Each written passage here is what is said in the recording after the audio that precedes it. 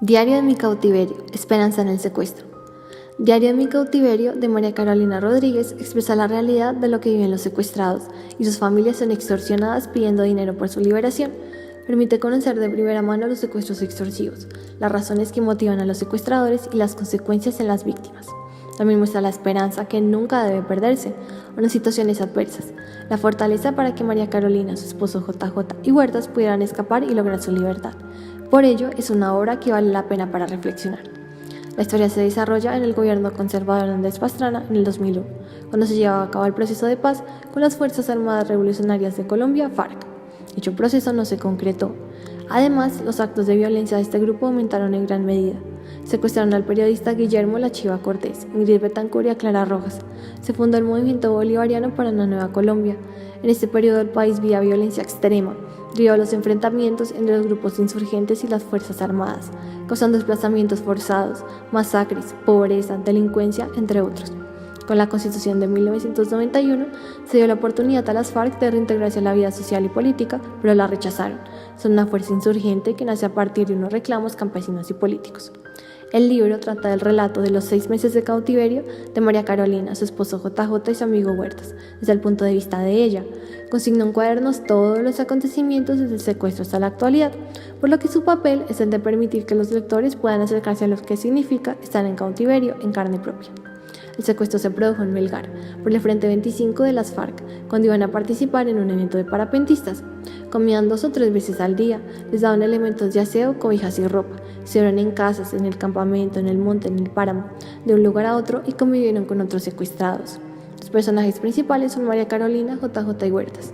Los secundarios son los guerrilleros y médicos que eran en realidad otros guerrilleros a cargo de los enfermos, otros secuestrados y campesinos a favor y en contra del secuestro, pero no los podían ayudar por la presión de las FARC. Un evento importante fue la enfermedad de Ángel, uno de sus compañeros de secuestro, quien padeció de una deficiencia respiratoria. Sus compañeros trataron de convencer a los guerrilleros de llevarlo donde lo pudieran atender, pero se rehusaron y en consecuencia Ángel murió. Este hecho fue determinante en su decisión de escapar.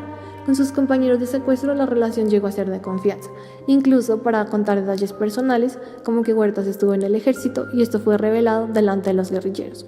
A partir de esa situación, la autora expresa que no debían confiar en nadie. En el páramo volvió a sentir que estaban unidos, pero en la montaña volvieron a tener conflictos. En cuanto a la relación con los guerrilleros, la autora supo las causas por las cuales algunos ingresaron a las FARC. Eso le permitió comprender mejor cómo funciona este grupo y cómo también pueden ser víctimas cuando las situaciones los obligan a ingresar a las FARC. Respecto a los 3 protagonistas, se mantuvieron unidos, aunque con algunas discusiones hasta el final. Planeaban su escape esperando el momento oportuno. A veces se presentaba, pero no podían escapar. Finalmente lo lograron cuando fueron a la quebrada a bañarse, hasta que fueron libres en la población de Colombia, Huila. Respecto a la frase cuando la conciencia les reclama la justificación de la transgresión de las normas, la autora menciona a guerrilleros buena gente que eran amables para que al ser liberados dijeran que los habían tratado bien y otros que eran más hostiles. Explica las razones por las que algunos estaban en las FARC, la pobreza, la desesperanza, la rebeldía y el gusto por la lucha, entre otros. María Carolina piensa que es culpa de los gobiernos que se unan a las FARC por falta de educación o presencia. En lo personal, no hay ninguna razón para la violación de los derechos y el no reconocimiento de la dignidad de las personas. Ni las víctimas, ni nadie tiene la culpa de que no se hayan distribuido las tierras justamente, y un país entero no debe pagar por los errores del pasado. Por tanto, no hay forma de justificar las acciones de este grupo. El lenguaje usado por la autora pertenece al subgénero de la literatura del secuestro. Es sencillo, de fácil comprensión, ameno y cautivante para que el lector se sienta en su lugar y pueda tener empatía respecto a lo que ya vivió, valiéndose de la figura literaria de la descripción al dar todos los detalles y los personajes que hacen parte de su relato, los cuales son históricos porque son hechos verídicos y su objetivo es la universalización.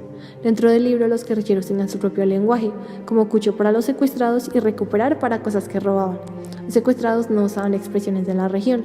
De acuerdo con Piotrowski 2009, el impacto que genera este tipo de lenguaje permite que los lectores comprendan mejor la realidad respecto al conflicto armado y hagan interpretaciones y juicios de valor respecto a lo que sucede cuando las personas están más preocupadas por tener que por ser, en el caso de los guerrilleros, y cómo esto afecta al sentido de la vida, la aprecio por la dignidad y la jerarquía de los valores.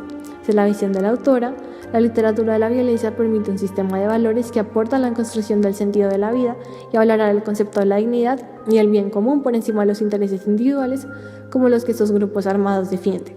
El libro permite conocer la verdad detrás de un secuestro, de forma detallada, de modo que es posible conocer la perspectiva de las víctimas y la de los victimarios. Permite analizar cómo la dignidad de las personas es desvalorada y la vida depende del pago de una suma que muchas veces no pueden pagar. Sin embargo, destacó la esperanza, la cual, a pesar de la deshumana situación, Carolina, JJ y Huertas no perdieron. Planearon su fuga durante mucho tiempo y no se rindieron hasta lograr ser libres. La fe en Dios, la relación entre ellos y con sus compañeros de cautiverio fueron los motores de esa esperanza. Y a pesar de tener que estar escondidos y pasar penurias, lograron ser libres y volver a reunirse con sus familias. Al reflexionar en torno al secuestro, la autora expresa que lo ve como una experiencia de aprendizaje. Demostró de lo que es capaz y no se siente víctima, sino parte del sistema, donde tenemos experiencias para desarrollarnos como personas y como país. Su deseo es aportar a la lucha contra la delincuencia, el narcotráfico y trabajar por Colombia. En la cotidianidad no vivimos experiencias de esta magnitud, pero la vida siempre nos va a poner obstáculos y nosotros decidimos si seguimos adelante o nos dejamos vencer y renunciamos.